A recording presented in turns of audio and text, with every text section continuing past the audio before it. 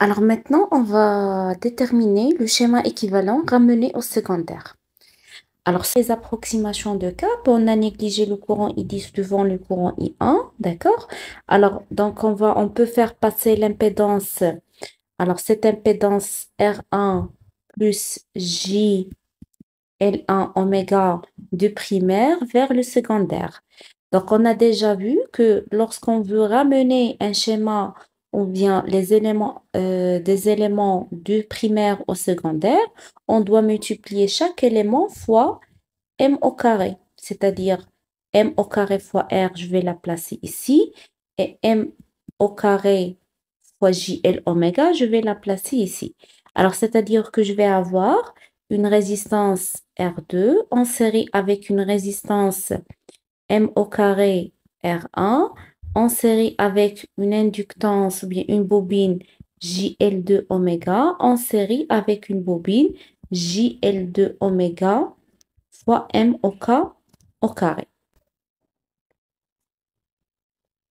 Et je peux déterminer la résistance ramenée au secondaire RS et la réactance ramenée au secondaire JX XS. Donc, je peux dire que RS égale à quoi? Égale à R2 plus R1 M au carré, avec M, c'est le rapport de transformation, et XS égale à X2 plus M au carré fois X1. Donc, voilà. Donc, voilà, et je peux tracer le schéma équivalent avec seulement RS et XS. Et bien sûr, je peux écrire la loi de Maille dans cette partie-là. Avec cette tension-là, c'est normalement, c'est la tension V20. C'est ce qu'on appelle la tension à vide au secondaire. Parce que cette tension-là à vide, lorsqu'il n'y a pas de charge, donc il n'y a pas de charge, I2 égale à 0. Donc cette tension-là, c'est celui-là. Donc c'est la tension à vide, c'est V1. C'est V20. Donc à quoi égale V20? Égale à RS fois I2 plus JXS fois I2 plus V2. Voilà. Ou bien V2 égale à V20 moins. Donc, généralement, donc normalement, la tension qu'on doit recevoir au niveau, eh bien, la tension soumise à la charge, c'est la tension V2, sera inférieure à la tension V20. D'accord? Et cela dû aux éléments internes du schéma équivalent RS et XS qu'on va avoir ce qu'on appelle une chute de tension delta U ou bien delta V. Donc, bien sûr, donc pour alimenter une charge ou bien une impédance, donc la tension soumise à la charge, ce n'est pas la tension déjà mentionnée à vide, donc, ou bien déjà mentionnée sur la plaque signalétique du transformateur.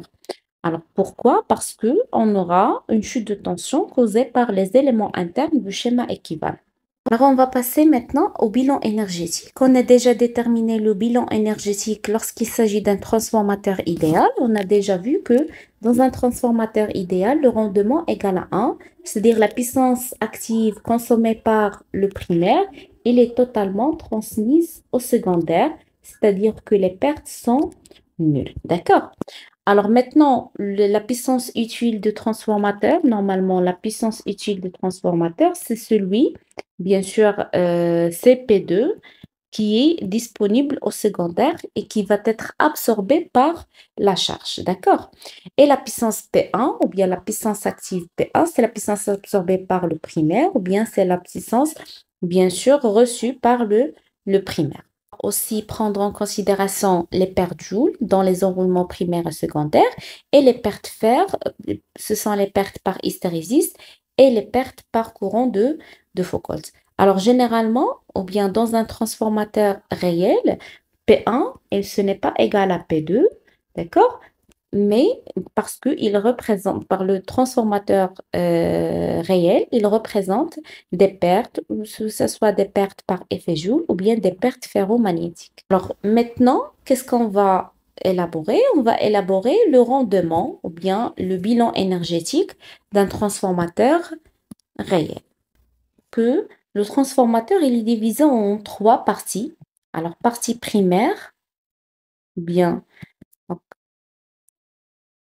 circuit magnétique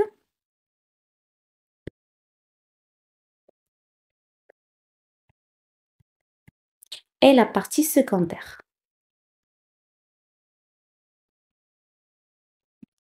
D'accord?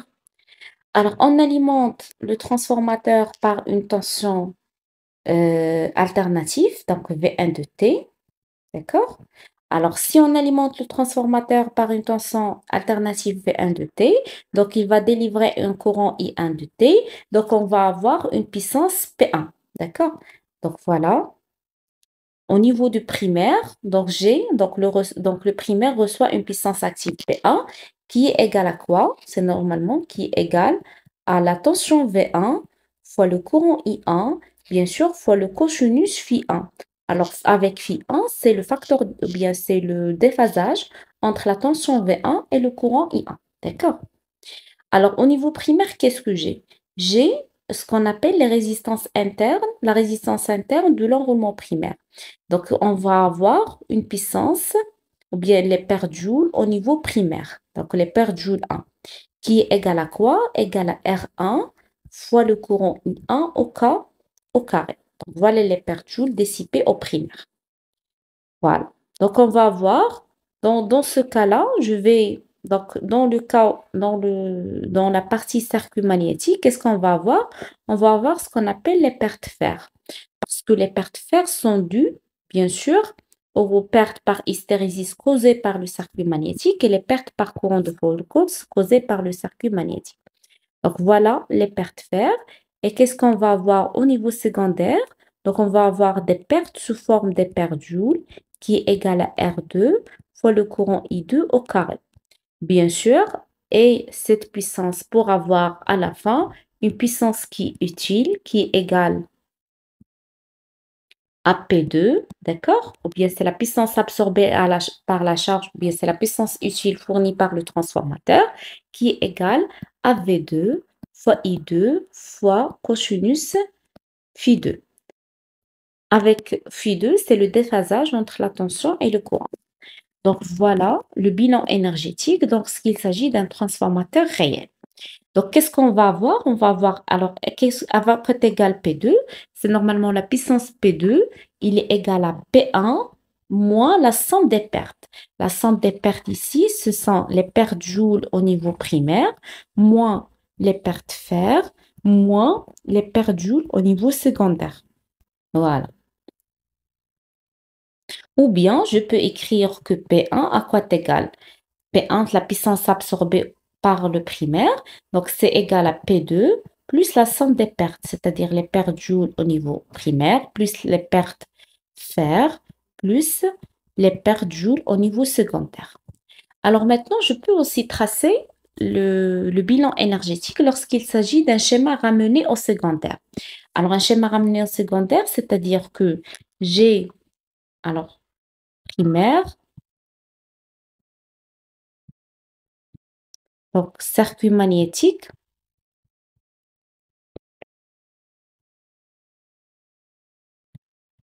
et partie secondaire. Donc, qu'est-ce que j'ai? Alors, bien sûr, le primaire, il va être absorbé par la puissance active P1. D'accord? Alors, on va faire un schéma. Donc, c'est le bilan énergétique pour un schéma ramené au secondaire.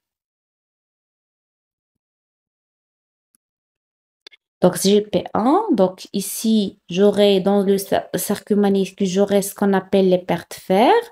Et pour donc le secondaire, j'aurai ce qu'on appelle les pertes joules au niveau secondaire, qui est égal à RS fois I2 au carré.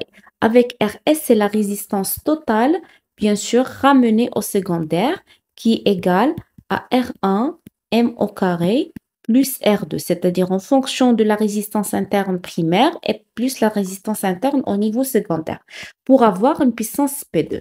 Donc, le bilan énergétique devient P2 à quoi égal? Égal à la puissance P1 moins les pertes fer moins les pertes joules au niveau secondaire. Donc, voilà les deux propositions, ou bien les deux cas où vous avez soit un schéma ramené au secondaire, soit un schéma général du transformateur. Donc, je reviens. Voilà ce qu'on a déjà vu. Donc, la puissance absorbée, bien sûr, P1, c'est P1 égale à V1 I1 cosinus Phi1, c'est P2 plus la somme plus la puissance de perte, ou bien la puissance PU égale à P2 égale à V2 I2 cosinus Phi2. Et les pertes joules, effet joule total, c'est RS s'il s'agit d'un schéma ramené en secondaire, c'est RS I2 au carré. Et les pertes joules par enroulement, c'est pertes joule 2 et pertes joule 1. Et les pertes fer, bien sûr, je peux aussi déterminer alors les pertes fer, à quoi égale les pertes fer. Donc, alors, je peux déterminer les pertes fer. On a déjà vu que P2 à quoi égale, c'est P1 moins les pertes fer moins les pertes joules au niveau de l'enroulement primaire moins les pertes joules au niveau de l'enroulement secondaire. D'accord? Alors, pour déterminer les pertes fer, alors les pertes fer sont déterminées à partir d'un essai, ce qu'on appelle un essai à vide. Alors, l'essai à vide, ça veut dire que I2 égale à 0. D'accord? Alors, sachant que si I2 égale à 0, donc ça veut dire que P2 égale à 0 parce que P2 égale à V2, I2 cosinus Phi2. D'accord? Donc ici, ça va être 0. Ici, ça va être P1, c'est la puissance à vide, on le note, c'est P0 ou bien c'est P1, 0. D'accord? Les pertes fer, les pertes joule, c'est pertes joule 0, indice 0 parce qu'il s'agit d'un essai à vide moins les pertes joules au niveau secondaire. Donc, s'il s'agit de I2 égale à 0, donc c'est-à-dire que les pertes joules aussi est égale à 0. Donc, ce qu'il reste maintenant, c'est les pertes fer égale à P0, 1, 0, moins R1, I10 ou bien I1, 0 au carré. Voilà. On va voir ça par la suite. Alors maintenant, si on veut déterminer le rendement, donc le rendement, c'est quoi? C'est la puissance utile sur la puissance absorbée. D'accord? Donc, donc le rendement d'un transformateur réel, c'est la puissance utile sur la puissance absorbée. Donc, égal à la puissance P2 sur la puissance P1. Donc, égal à la puissance P2 sur la puissance P1, c'est P2 plus la somme des pertes, plus les pertes fer, plus les pertes joule au niveau secondaire, bien sûr, qui est égal à RS fois I de OK, OK.